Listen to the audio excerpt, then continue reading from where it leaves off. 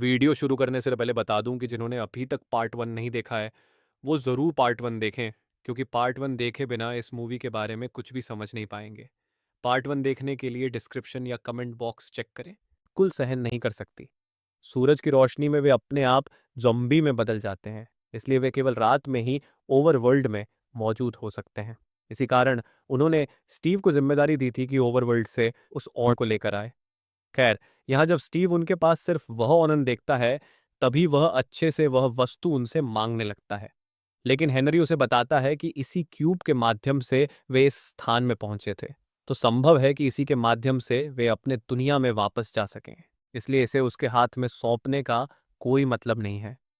लेकिन बाद में स्टीव उन्हें बताता है कि केवल इस ऑर्ब के माध्यम से वे कभी अपनी दुनिया में वापस नहीं जा सकते, क्योंकि इसका दूसरा हिस्सा उनके पास नहीं है। तब हेनरी फिर उसे बताता है कि वह भी उनके पास ही था, लेकिन दुर्भाग्य से राक्षसों से लड़ते समय वह नष्ट हो गया। यह सुनने के बाद स्टीव उन्हें बताता है कि उनके घर वापस जाने के लिए वह दूसरा वस्तु भी आवश्यक है। उसके बिना उनके दुनिया में लौटने वाला पोर्टल कभी भी नहीं खुलेगा। और वह दूसरी वस्तु केवल वुडलैंड मेंशन में ही मिलेगा, जहां पहुंचना और वहां से अर्थ स्पॉटिक को लाना बहुत ही खतरनाक है। फिर भी स्टीव उनकी मदद करेगा किसी भी तरह से वहां से वह दूसरी वस्तु लाने में। और यदि वे उस काम में सफल होते हैं तो उन्हें घर पहुंचाने के बाद वह ऑर्ब वो अपने पास ही रखेगा, क्योंकि स्टीव उस ऑर्ब के बदले डेनिस को मालगोसा के पास से मुक्त करेगा। खैर, इस प्लान के साथ वे सभी ओवरवर्ल्ड के एक गांव में पहुंचते हैं, क्योंकि स्टीव उन्हें बताता है कि विशेष हथियारों के माध्यम से उन्हें तैयार होना होगा वुडलैंड मेंशन से वह दूसरी वस्तु लाने के लिए। तो गांव में पहुंचकर जब स्टीव अपने क्राफ्टिंग टेबल के माध्यम से सभी के लिए विशेष हथियार बनाना शुरू करता है, तभी अचानक कुछ पिगलिन उस गांव पर हमला कर देते हैं, क्योंकि पिगलिनों के नेता मालगोसा ने अनुमान लगा लिया था कि स्टीव ने किसी तरह उनके साथ चालाकी की है। मतलब स्टीव शायद उसे वह ऑर्ब नहीं देगा। इसी कारण उसने अपनी कुछ सेना को आदेश दिया था कि उस गांव पर हमला करके ऑर्ब वापस लाएं।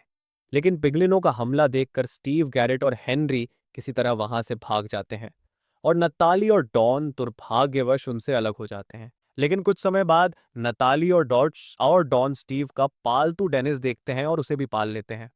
मतलब, जैसा मैंने पहले ही बताया था, डेनिस मालगोसा के पास बंदी नहीं था। मालगोसा ने प्लान के तहत स्टीव से झूठ बोलकर यह काम करवा रहा था। तो यहाँ जब डॉन समझता है कि इस भेड़िए का नाम डेनिस है, तभी वह अनुमान लगा लेता है कि यह स्टीव का ही पालतू है। इसलिए डेनिस की मदद से वे भी वुडलैंड मेंशन की ओर बढ़ने लगते हैं। इधर जब मालगोसा जानता है कि उसकी टीम स्टीव को पकड़ने और वह ऑर्ब लाने में असफल रही, तब वह ग्रेट हॉक नामक एक राक्षस रूपी पिगलिन को जिम्मेदारी देता है वह ऑर्ब लाने के लिए। उधर वुडलैंड मेंशन जाने के रास्ते में जब स्टीव बताता है कि उसके पास हीरे का भंडार भी है, तब गैरेट अपने लालच पर काबू नहीं रख पाता और स्टीव से एक शर्त रखता है।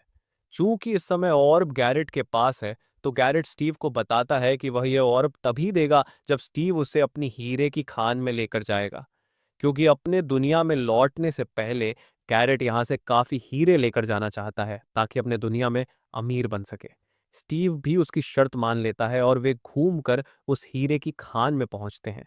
लेकिन वहां से गैरेट कुछ ले पाता उससे पहले ही ग्रेट हॉक वहां आकर उन पर हमला करता है, जिससे बचने के लिए वे तीनों माइन कार्ट का इस्तेमाल कर वहां से भाग जाते हैं।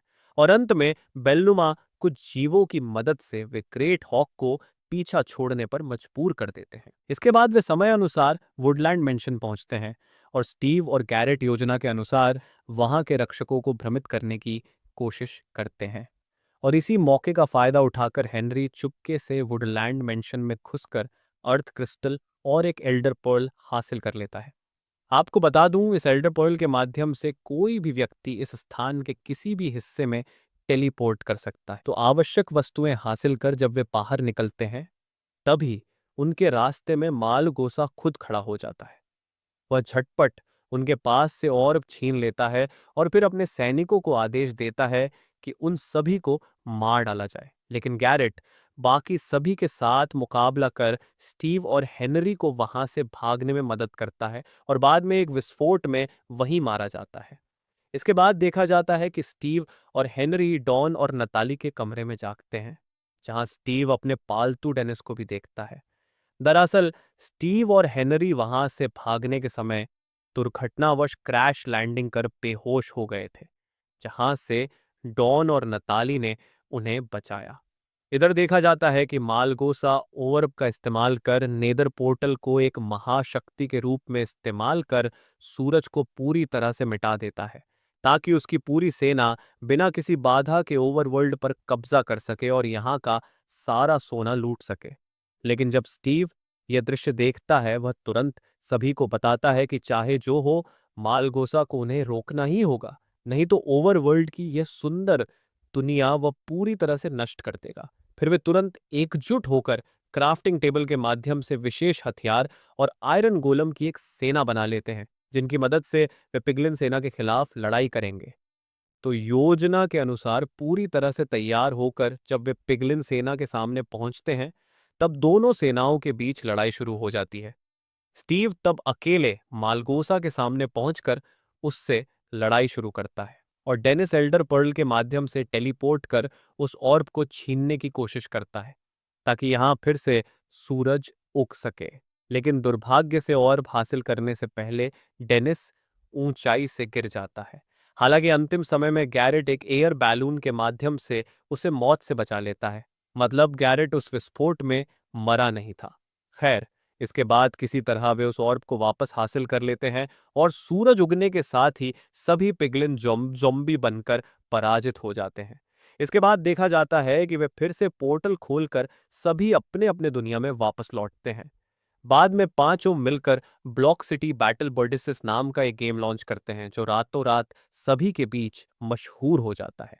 डॉन डेनिस को आकर्षण के रूप में रखकर एक चिड़ियाघर खोलता है।